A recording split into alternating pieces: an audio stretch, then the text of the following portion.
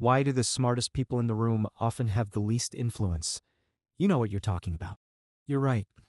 So why won't anyone listen to you? Here's what happens. You walk into work Monday morning with the perfect solution to a problem. You've done the research, you've got the data, you explain it clearly, logically, step by step. And nothing. Blank faces. Pushback. Or worse, those polite nods that mean absolutely nothing is going to change. Your teenager won't take your advice even though you're literally trying to save them from the exact mistakes you made. Your boss somehow takes credit for your idea 3 weeks after telling you it would never work. You're exhausted after every conversation because you're constantly having to prove yourself. You win arguments, but you lose relationships. We've been taught that being right is enough, that if you're smart, articulate, and logical, people will naturally listen. But that's not how humans actually work. And the exhausting part? You're not wrong.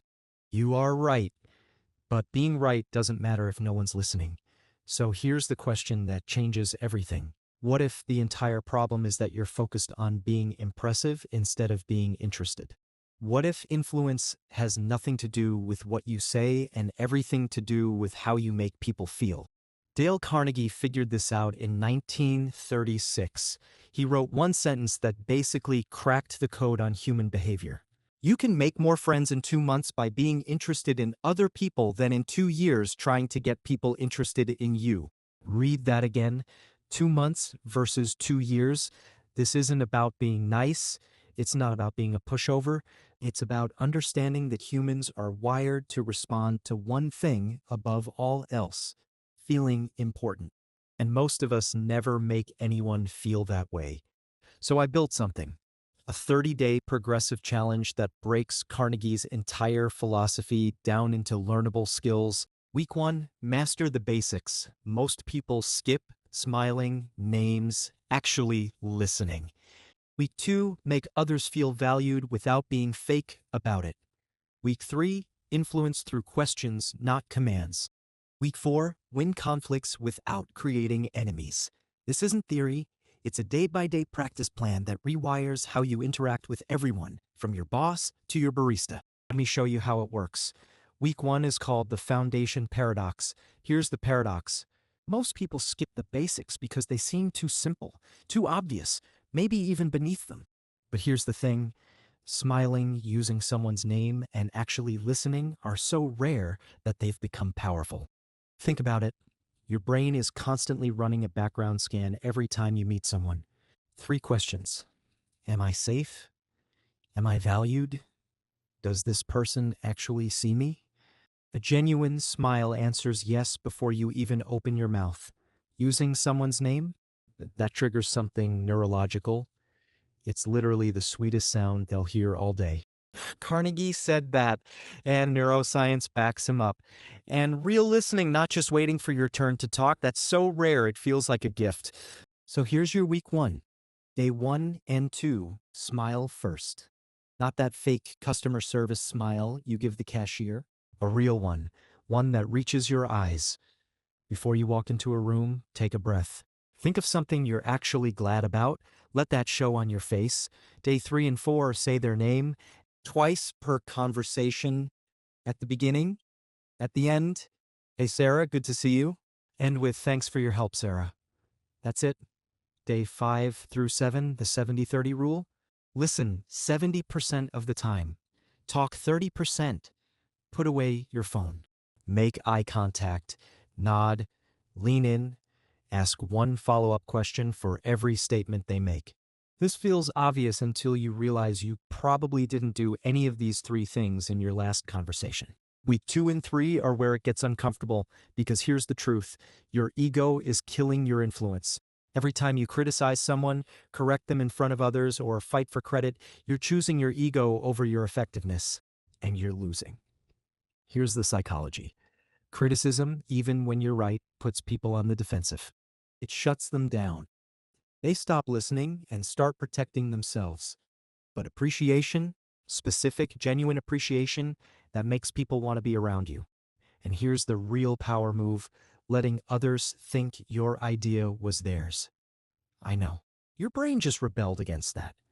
But it was my idea. Yeah. And how's that working out for you? Here's your week 2. Find one person every day to genuinely thank or compliment. Be specific. Not good job. That's meaningless. Instead, the way you explained that technical concept made it finally click for me. Then, and this is hard, eliminate criticism for 3 days entirely. Instead of "that's wrong," ask "help me understand your thinking here." Week 3, replace every command with a question. "You need to fix this" becomes "what do you think would improve this?" "Don't do it that way" becomes "what are the pros and cons of that approach?" With your kids, not "clean your room." Instead, "when would be a good time for you to tackle your room?" Questions invite cooperation. Commands invite resistance. Carnegie's secret was this: people support ideas they help create. Your ego isn't worth the resistance you'll face. So here's the uncomfortable question. Would you rather be right or be effective? Because you rarely get to be both at the same time. By week 4, something shifts. These aren't isolated tricks anymore. They compound. Week 1 makes people comfortable around you. Week 2 makes them value you. Week 3 makes them want to work with you. Week 4 makes conflicts rare and winnable when they do happen. Here's what week 4 looks like. You learn to begin every difficult conversation in a friendly way because the first sentence of a hard conversation sets the entire tone. Start defensive, end defensive. You learn to get to yes early and often. We both want this project to succeed, right? Yes. You've been putting in long hours, haven't you? Yes. You want this to be your best work, right? Yes. Then let's figure out how to make that happen. Each yes creates momentum toward agreement. It's hard to say no after you've said yes 5 times, and you learn to let others save face. Never say you're wrong. Never say that won't work. Instead, given the new information we have now, what would you do differently? When someone makes a mistake, blame circumstances, not character. That deadline was brutal for everyone. Carnegie knew this. Even if you win the argument, you lose if the other person feels humiliated. After 30 days of this, you're not just better at conversations. You're the person people want to talk to, work with, listen to. Opportunities start coming to you instead of you chasing them.